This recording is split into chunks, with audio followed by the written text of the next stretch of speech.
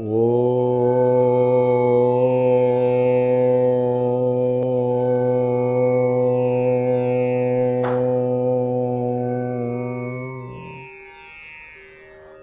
गुरु शरणं श्री गुरु शरणं श्री गुरु शरणं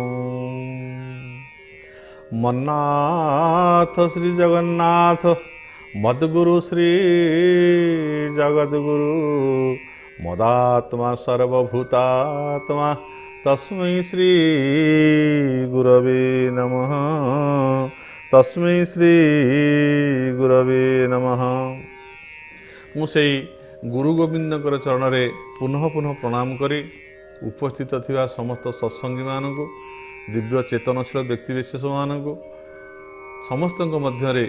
से गोटे आत्मचैतन्य स्वरूप को नारायण ज्ञान रे प्रणाम करुछि। ओम नमो नारायण ओम नमो नारायण। पूर्व प्रसंग रे आमे आत्मचैतन्य सत्ता कथा किभली भाव से समस्त घट भितर अछंती आमे माने किभली भाव जड़ सर्वस्व हो जाइछे जड़वादी हो जाइछे जड़ को लेकिन आम केमती अहंकार करी भवबंधन पड़ुछे एवं से जड़तारू केमती आम मुक्त हो चैतन्य सत्ता को आम ठीक भाव उपलब्धि करिपारिबा गुरुंक माध्यम रे से कथा गुड़ी आम पूर्व प्रसंग रे आलोचना सरी जाइछि। एबे मु आपन कहूतली जे गुरु जो कथा कहती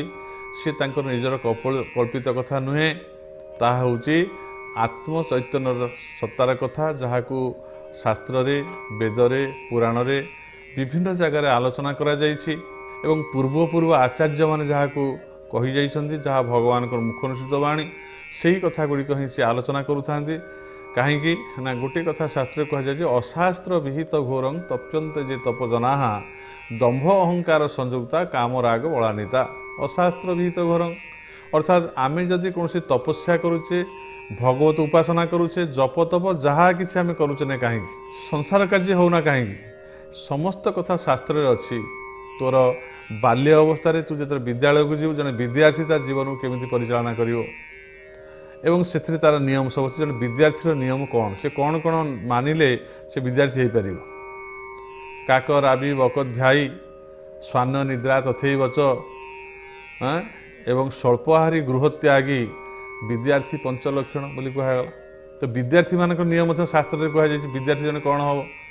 से किभली भाव विद्या अर्जन करने समय से माने माने माने से कौन कह काक राबी काक भाई राबी अर्थात काउ जो का कहीं राबू थाए विद्या को सेमती अभ्यास द्वारा आयत्त कराए बारंबार विद्या को से केवल मुखस्थ पठन पाठन करने द्वारा से आयत्त हम तेणु काक भाई राबू थी अर्थात विद्या को से अभ्यास कर घोषुथ मुखस्थ करूँ बारंबार अभ्यास करूँ। बकध्यायी बगटे जो भाव में स्थिर भाव में बसी थाए हलचल हो न थाए तार दृष्टि केवल गोटे केन्द्रीभूत होता है तार सम्मुख जो कौन मीन आसो से धारण कर बगर केन्द्रीभूत हो मीन पाखे से स्थिर भाव बसी तेणु मीनटी बाट दे गला बेले बुझीपारे ना जे ये गोटे किए जीवटीए बसी कारण से हलचल हो एकदम स्थिर भाव में तार दृष्टि को स्थिर रखी मीन आसले से धर ठीक से जन विद्यार्थी से बक वृत्ति द्वारा अर्थात बग जमी ध्यान दे पाठ पढ़ला बेले विद्या लाभ कला बेले सी जदि से विद्या प्रति से दृष्टिकोण रखिबो अन्य आड़े तार दृष्टि देव ना केवल जो प्रसंग से पाठ करुच्ची ताको आज शिक्षक जो विद्या देइचंती पढ़ाई से पाठ प्रति से नजर करिवो से समय टीवी प्रति मोबाइल प्रति एवं खेल प्रति बा अन्य कौन प्रति से ध्यान देव ना केवल से विद्या को केवल आयत्त करने जदि से ध्यान दिए निश्चिंत भाव में से कृतकार्य हो पार। तेणु काक राबी बकध्यायी स्वान निद्रा तथैव आप स्वान अर्थ हो कुकुर कुकुर को देखिए से घर द्वार मैंने शोई ताकू जिते निघनिद हो टिके खाली खुटकी शब्द हम से भोगी कंपिब उठीज सागे सागे अर्थात तार निद्र हूँ पतला निद से निदे शोची किंतु निद भितर सजाग अच्छे सेमती विद्यार्थी मैंने अति निद्रालु हेले आलस्ययुक्त बुद्धि सी केवे विद्या ग्रहण करें ना। तेणु विद्यार्थी माने सदा चंचल रे एवं से जो शोबे एत गाढ़ निद्रा शोबे ना अल्प समय शोबे एवं सबले विद्या प्रति मुन शोला बेले बसला बेले उठला बेले से जो विद्या को आयत्त कर सब ध्यान थी ताकू कहते स्वान निद्रा। जो विद्यार्थी जदि अत्यंत निद्रालु हो से विद्या को आयत्त करें ना शोबार अनेक समय कटिज आलस्यता भर आसो। तेणु कहुई जे काक राबी बकध्यायी स्वान निद्रा तथैव ସ୍ୱଳ୍ପ ଆହାରୀ ଗୃହତ୍ୟାଗୀ। ସ୍ୱଳ୍ପ ଆହାର କଥା କାହିଁ କୁହାଗଲା? ପୁଷ୍ଟିକର ଖାଦ୍ୟ ଖିଆଯାଉ, ସ୍ୱଳ୍ପ ଖିଆଯାଉ, କିନ୍ତୁ ପାଟିକି ଭଲ ଲାଗୁଛି ମୁଁ ଗୁଡ଼ାଏ ତାକୁ ଭକ୍ଷଣ କରିବି ବିଦ୍ୟାର୍ଥୀମାନଙ୍କର, ତାହେଲେ ସିଏ କ'ଣ ହେବ ନା ମୋ ଶରୀର ଭିତରେ ହଜମ ହେବନି, ରୋଗ ସୃଷ୍ଟି କରିବ, ଆଳସ୍ୟ ସୃଷ୍ଟି କରିବ, ହାଇ ଆସିବ, ନିଦ୍ରା ଲାଗିବ, ଶରୀର ଭାରି ଭାରି ଲାଗିବ, ମୋତେ କେବେ ବସିକି ପଢ଼ିପାରିବି ନାହିଁ। ଟିକିଏ ବହିକି ଅନଉ ଅନଉ ବା କୌଣସି ବିଦ୍ୟାକୁ ଅଭ୍ୟାସ କରୁ କରୁ ମୋତେ ନିଦ୍ରା ଆସିଯିବ, କାରଣ ମୁଁ ଅତ୍ୟଧିକ ଖାଦ୍ୟ ଖାଇଛି। ସେ ଖାଦ୍ୟ ହଜମ ହେବା ପାଇଁ ଯେଉଁ ଇନ୍ଧନ ଶରୀରରେ ସୃଷ୍ଟି ହେଉଛି ସେ ମୋତେ ନିଦ୍ରା କରାଇ ଦେଉଛି, ଶରୀରକୁ ଅବଶ କରାଇ ଦେଉଛି। ସେଥିପାଇଁ ଯେଉଁମାନେ ବିଦ୍ୟାର୍ଥୀ ହେବେ ସେମାନେ ଭିଟାମିନ୍ ଖାଦ୍ୟ ଖାଇବେ, କିନ୍ତୁ ବେଶୀ ଗୁଡ଼ାଏ ପେଟ ପୁରେଇ ଖାଇବେ, ଯେତିକି ଆବଶ୍ୟକ ସେତିକି ଖାଇବେ ଏବଂ ଅଳ୍ପ ଖାଇଲେ ମଧ୍ୟ ଭଲ, ହାଲକା ଖାଦ୍ୟ ଖାଇଲେ ଭଲ, ଗରିଷ୍ଠ ଖାଦ୍ୟ ସେମାନେ ଖାଇବେ ନାହିଁ। ତ ସ୍ୱଳ୍ପ ଆହାରୀ ଏବଂ କୁହାଯାଇଛି ଯେ ଗୃହତ୍ୟାଗୀ। ଗୃହତ୍ୟାଗୀ ଅର୍ଥ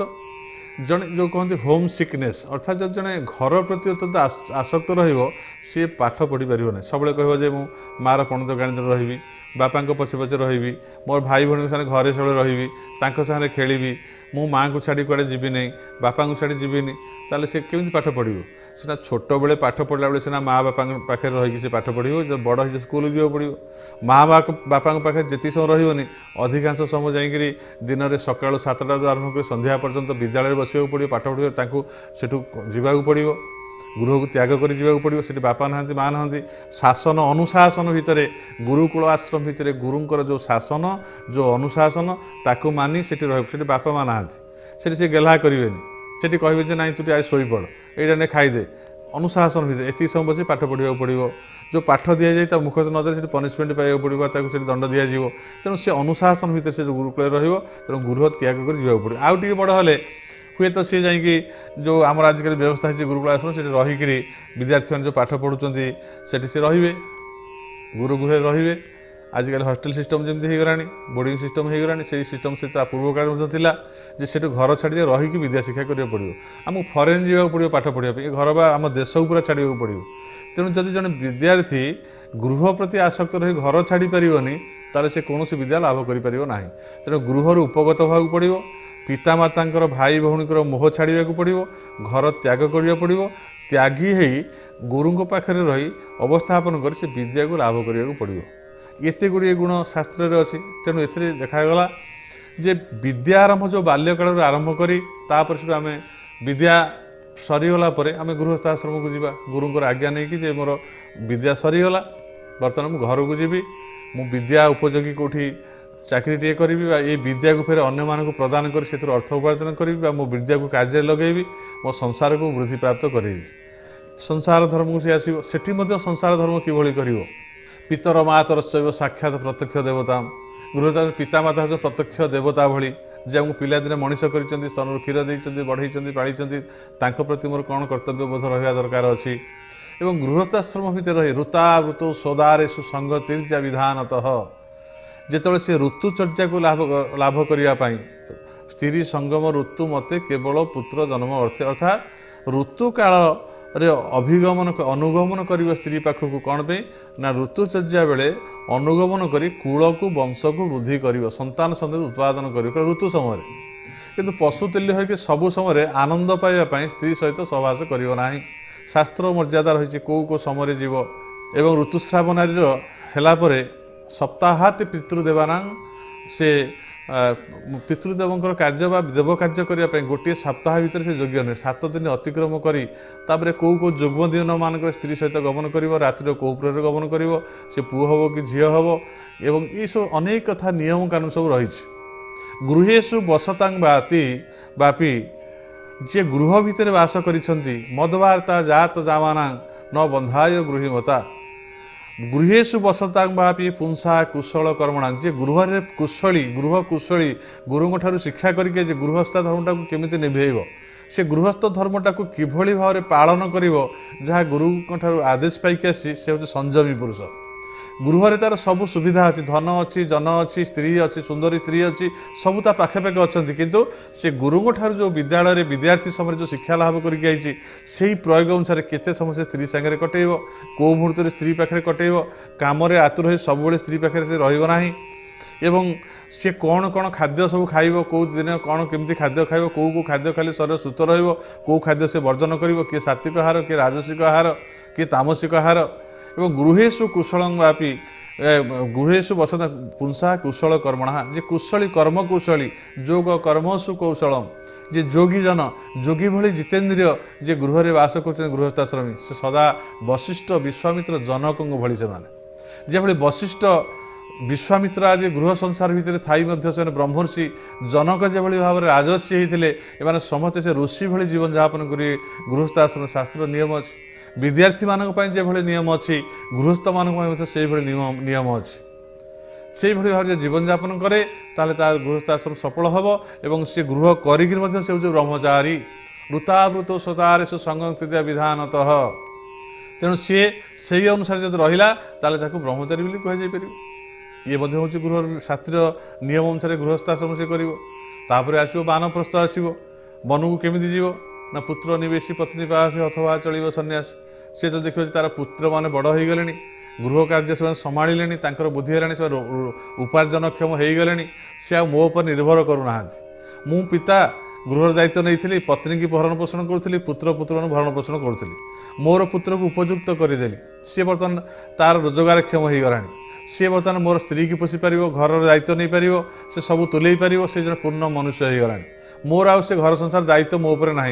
बर्तमान पुत्र सक्षम हो गला से समय से चिंता कर मोर आ गृह आवश्यक ना मु एथर जो गुरुकुल अनुमति नहीं आसी विद्या लाभ कर गृहस्थाश्रम करने पुत्र संतान उत्पादन करदेली भल शिक्षा देदेली मनीष करदेली उपयुक्त मनीष करदेला मोर आठ आवश्यक ना पुनराय से वन को गमन कर अर्थात गुरुकुल आश्रम फेरीज पुनराय जिज्ञासा प्रभु मोर गृहस्थाश्रम संपूर्ण हो गला मत पुनराय ज्ञान दिंतु मुझे कौन करी से गुरु जो ज्ञान देवे से गुरुंर ज्ञान उद्भाषित हो आत्मार अनुसंधान कर वार्धक्य हो गले आउ किसी दिन पर शरीर त्याग करी शरीर त्याग कलापर ये जो संसार भितर पुत्र पौत्र कलतर जहाँ सब करी आपको तो सब छाड़देवी मुझे अन्य दुनिया को चलीजी तेणु धीरे धीरे से गुरुकुल आश्रम रही आंको सब भूलिया चेष्टा कर आत्मज्ञान कौन से जिनस ब्रह्मज्ञान कौन ताकू से लाभ करने जिज्ञासु हम ये हूँ गोटे आम सनातन धर्म गोटे हूँ माने गोटे लंग प्रोसेस जहाँ कहुच्छे छोटिया कथा नहीं जीवनचर्यार धारा भितर ये सब ये कथा चली था आपको जो मैंने उल्लंघन करती से शास्त्र विधि मानते ना अर्थात अशास्त्र विहित घोरं तप्यंती जे तपजना कही आरंभ करते श्लोकरू जो मैंने शास्त्र विधि की मानि ना से जन भल छात्र हो पार ना जो कहते छात्र को नियम अच्छी से केमती माने काकराबी बकध्यायी स्वान निद्रा तथैवच कही जो नियम सब अच्छे शास्त्र मध्यम से मानिले जड़े भल शास्त्र हम गृहस्थश्रम भितर रहीकि जे गुरुंर आदेश गृहस्थ कौन संयमता लाभ कर किभली कुशली हम गृह कुशलता लाभ कर संयमी हम एवं से केमती ऋतुचर्या गृहश्रम कलापर से फिर उपगत हम सी जड़े भल गृही से गृहस्थ समय थी धन बांधि पार ना स्त्री आकर्षण बांधि कर स्त्री के स्वामी आकर्षण कर्तव्य बोधरे केवल से संसार कर कर्तव्य बोध समय कटाऊँ से कौन शरीर सुखपाई जड़ शरीर सुखपाई संसार करना तेणु कर्तव्य बोध भितर संसार कर सारापर आदर्श गृहस्थ जीवन आदर्श गृही आदर्श छात्र आदर्श गृही हो सारापर से आसो आदर्श कौन हम आदर्श गृही आदर्श छात्र तापर आदर्श बानप्रस्थी बा आदर्श सन्यास धर्म ग्रहण करी समस्त मोहमाया को त्याग कर दे बुझीजा दरकार अच्छी काली जिते मोर पिता माता बा मोर पुत्र पुत्र कलत्र मोर डेथ हो मत से गृह तड़ीदेवे मत कौन करेंगे गृह तड़ीदेवे मुझे गृह छाड़ी पलैबी जिते गृह को छाड़ी पलैजी से मत कहीं से तड़ीदेवे मुझे पूर्व कहीं चलीजी मुझे डेड बॉडी हो से छखंड काठरे बांधिकी शमशान को पठेदेवे तापूर्व कहीं मुझे निजे कहीं पलैबी मोर गुरु पाखक आत्मज्ञान लाभ करने आगु से व्यवस्था थिला एवं वर्णाश्रम धर्म नष्ट हो आमर कौन आवश्यकता ना घरे कि मोहमायर बसवर्ती समस्त घर को जाबुड़ी धरी जड़े साधु को थे जड़े कहले जाए गृही लोक कहले प्रभु मु कहीं घर फर छाड़ी आसीपारूनी आश्रम को कौन हो भितर से जड़े साधु कहले गोटे शिमिली गछ देखु ना हाँ से कौन अच्छी ना कंटा गुड़ाए अच्छी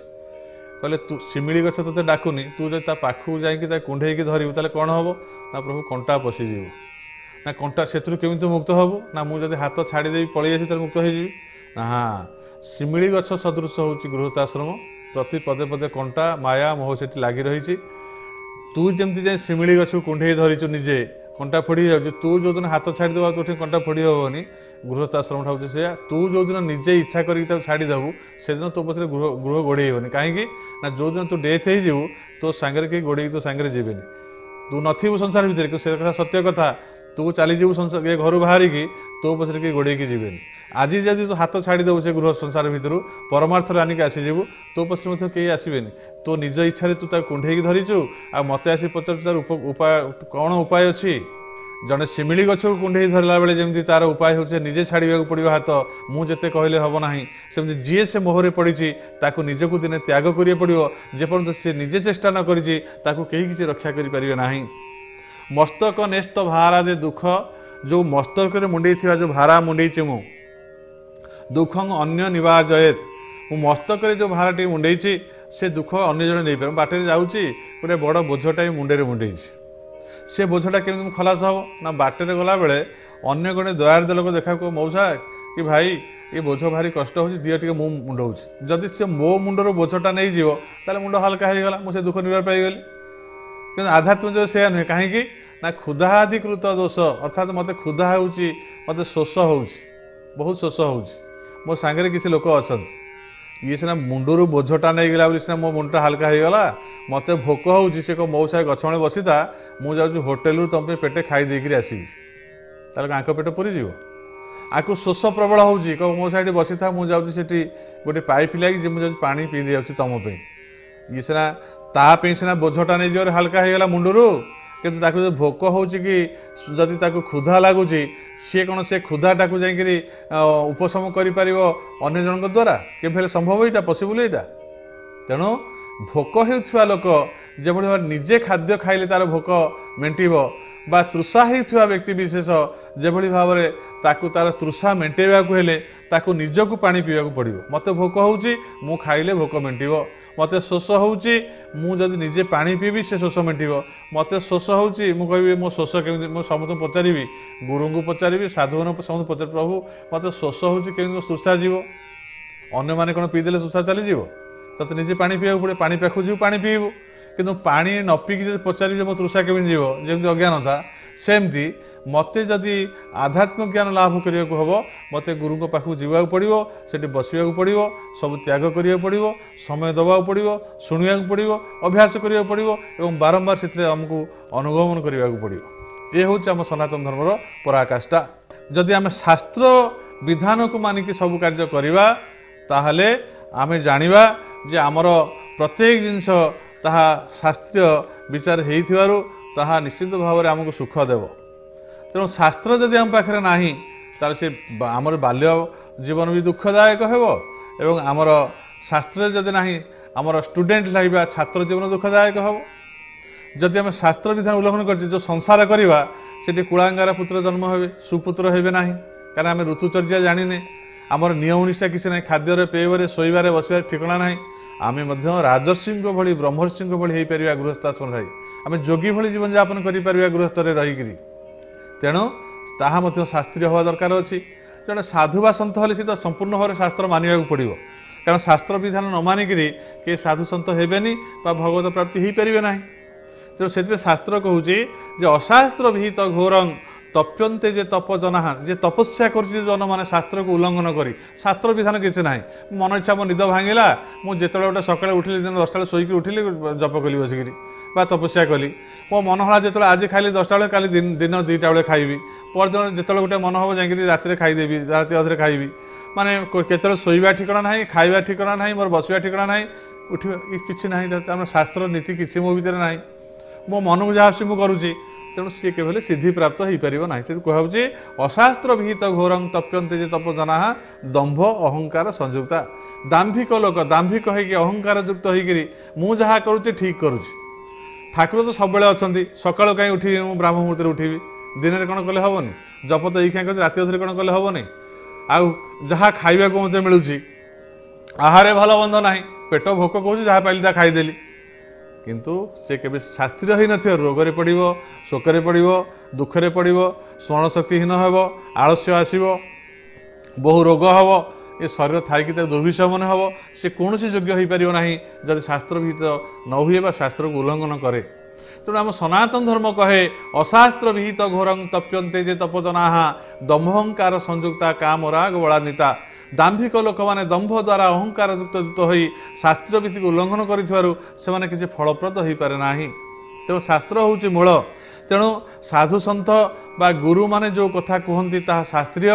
शास्त्र को उल्लंघन करके से कही न था। तेणु शास्त्र वाक्य ही हूँ प्रकृत समस्त वाक्य बा ध्येय एवं गुरुंकर प्रदर्शित गुरु जो शास्त्र कहती गुरु कहती तुम्हें जप तप कर भगवान का नाम निय प्रतः गीता पाठ कर एवं भागवत महापुराण को पाठ कर वेद पढ़ वेदांत पढ़ उपनिषद पढ़ जहाँ को जहाँ कही था आमको कौन एक शास्त्र को प्रत्येक दिन सु अध्ययन अर्थात सुशास्त्र अध्ययन सुधाय प्रत्येक दिन किसी शास्त्र को पढ़ा और तार जो व्याख्या करा जाए सरल भाव में जो पंडित मान गुरुवर्ग कर साधु सन्त पढ़ा और कार्य लगेगा से कौन हम ना जदि आम गुरु ना कौन से पंडित जन ना व्यक्ति विशेष ना आम बुझीपारे आम आज कौन करने पड़ो कौन पे आम जीवन में कौन कौन सब लिखाई कौन कौन नियम ताही शास्त्र भितर अच्छी आम जो दैनंदिन जीवन में शास्त्र को आम किसी किसी अध्ययन करवा ताले से जो ज्ञान अच्छी आम आम पाखे कहीं नथिले से बुद्धि विद्या को नहीं पारिबा। कारण आमर गुरु आज जहाँ कहते आउ जड़े किए मनुष्य रूप गुरु कहते पूर्व आउ किए कहते ये गुरु परंपरा क्रम भगवान ठारू आसी ज्ञान को ये परंपरा क्रम या कहुच्छी ये जमती सेमती अच्छी आपको कहीं परिवर्तन करना। तेणु आम जदि शास्त्र को मानिबा ताहले आम पाखे जदि आज गुरु ना सब आभेलेबुल होना गुरु को आम सब पाऊना प्रत्येक मुहूर्त से दर्शन देना दुर्लभ शास्त्र साधु मन सब दुर्लभ सत्संग हूँ दुर्लभ। तेणु आम जदि शास्त्र को आम जदि आम सबुदिन अध्ययन करवा और शास्त्रीय विचारधारा जो परिचालन करवा निश्चित भाव आम जीवन सफल हेब। तेणु कहुई तस्मात् शास्त्र प्रणान्ते कार्य कार्य व्यवस्थित ज्ञात्वा शास्त्र विधानोक्त कर्मर कर्तुमिहार हसी जे से कहते तस्मात् शास्त्र विधानोक्त ये शास्त्र जो विधान अच्छी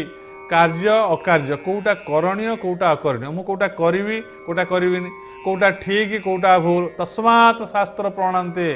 कार्य कार्य विधान कौटा कार्य कौटा अकार्य कौन तादर विधान रही तस्मात् शास्त्र प्रणान्ते कार्य कार्य विधान तस्मात् शास्त्र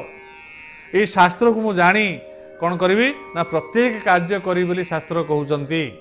तेणु भगवान निज मुखरे कहते जे तुम शास्त्र विधि को उल्लंघन कर ना तस्मात् शास्त्र प्रणान्ते कार्य कार्य विधानोक्त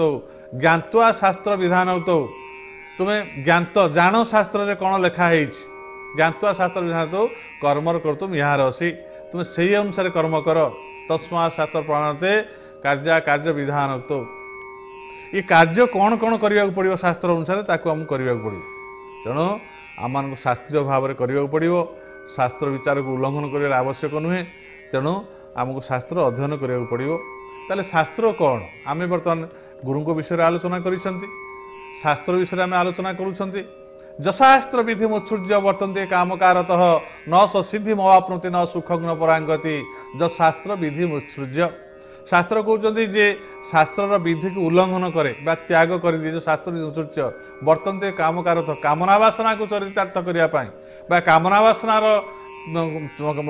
बशवर्ती जो मैंने कौन से कार्य करुँच शास्त्र विधि को उल्लंघन करी ताहले जशास्त्र विधि मुत्सृज्य वर्तन्ते कामकारतः न स सिद्धि मवाप्नोति न सुखं न परांगति से सिद्धि तो पाइबे ना इह काल कौन सुख हुए ना बा पर काल परम गति प्राप्त हुए ना कारण जेहेतु से शास्त्र विधि को उल्लंघन करिसेंती। तेणु भगवान कहते सर्वस्व लोचन शास्त्र जस्य नास्ति अंधे वश जार शास्त्र पाखे ना जे शास्त्र कथा शुणुनी शास्त्र को मानुनी से हूँ अज्ञानी व्यक्ति जड़ व्यक्ति ता पाखे कौन प्रकार शास्त्र ज्ञान ना तेणु से सदा सर्वदा अंधकार जो भाई गोटे प्राणी गमन करू करू खाल गर्तर निपतित हुए शास्त्र चकु जार ना से भूल ही कर अज्ञान अंधकार भितर पतित हो पुनरपि जन्म मरण चक्र आसी नाना दुख भोग कर। आज तो समय हो जाइए आज सत्संग ये विश्राम दवा आगामी अध्याय पुनः जो आम ये जहाँ को सारुचे आगामी अध्याय आम पुनराय से फिर आलोचना करवा एवं गुरुंकर तत्व एवं आम आत्मतत्व जीवन तत्व जड़ तत्व आलोचना सरी एवं आम जो तत्व आरंभ करवा ये तत्वटी हूँ कौ तत्व यह हूँ शास्त्र तत्व बा गुरुंकर तत्व पर शास्त्र तत्व शास्त्र उपदेयता और कौ शास्त्र ग्रहण करवा आगे आलोचना हे। ଆଜି ସମସ୍ତଙ୍କର ମଙ୍ଗଳ କାମନା କରୁଛୁ। ହରି ଓମ୍ ତତ୍ସତ୍। ହରି ଓମ୍ ତତ୍ସତ୍।